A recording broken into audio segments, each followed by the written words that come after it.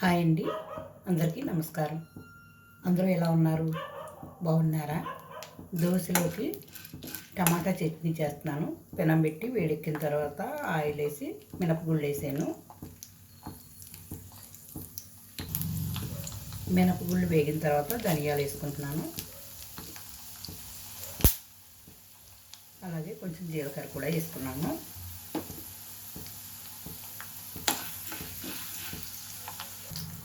కొన్ని ఎల్లుల్లిపాయ రేఖలు,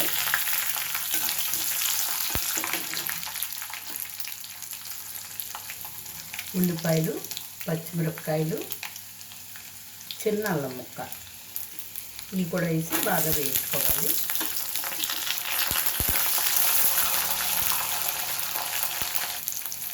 ఒక పెద్ద ఉల్లిపాయ తీసుకుని పొడవుగా చీలికల్లా కట్ చేశాను. 4 పచ్చిమిరపకాయలకి నాట్లు పెట్టాను, లేకపోతే పేలుతాయండి.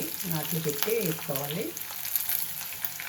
ఇప్పుడు ఈ వేగిన తర్వాత టమాటాలు కూడా వేసి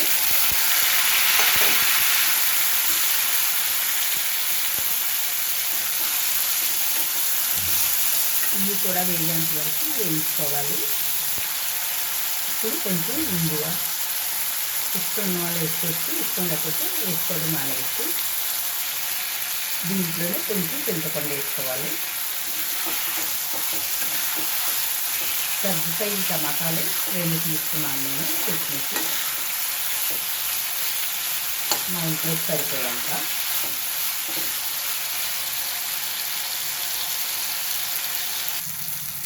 మన టేస్ట్కి సరిపోయేంత సాల్ట్,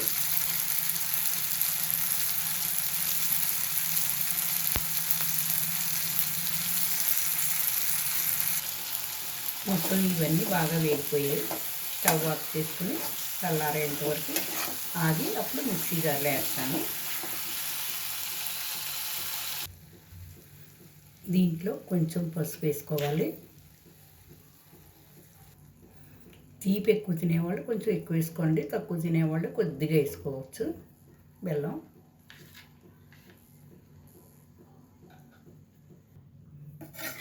ఇదంతా పూర్తిగా చల్లారింది. మిక్సీ జార్లోకి తీసుకుంటున్నాను.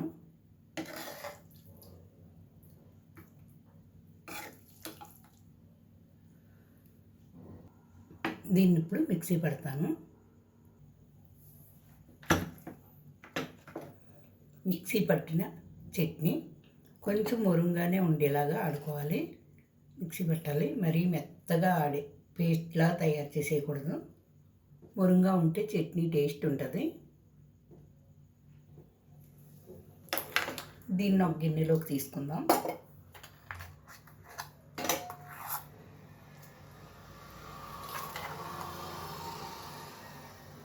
దీనికి ఇంకేం పోపు అది ఏం పెట్టే పని ఉండదు.